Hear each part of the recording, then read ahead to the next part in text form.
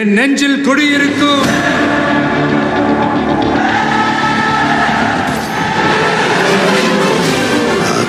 தளபதி.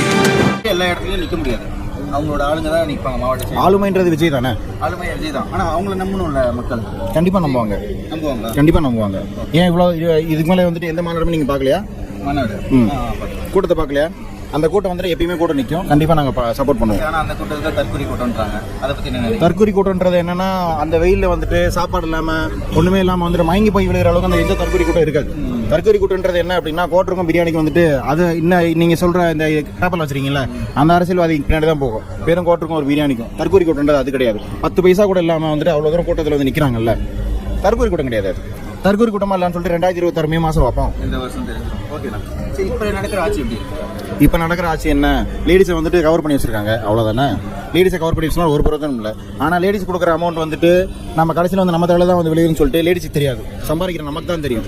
So எல்லா விலைவாசியுமே ஏறினது காரணம் என்ன? மாதம் 1000 ரூபா வருது. அந்த 1000 ரூபா எங்கேருந்து வந்துச்சு? ஃப்ரீ பஸ் எங்கேருந்து வந்துச்சு? எல்லாமே இங்கேருந்து தானே, நம்ம காசு தான். காசு வாங்கி அங்கே அதை தான் கொடுக்குறாங்க. ஸோ அது என்னைக்கு புரியுதோ அப்போ தான் வந்துட்டு இந்த அரசியல் வந்து மாறும்.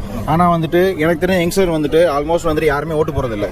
ஏன்னா நிறைய ஓட்டு வந்து வேஸ்ட் ஆகுது. கண்டிப்பாக அது மாறி கண்டிப்பாக கொண்டு வந்துருவாங்க. டிவிக்கு தான் இந்த தடவை வரும்.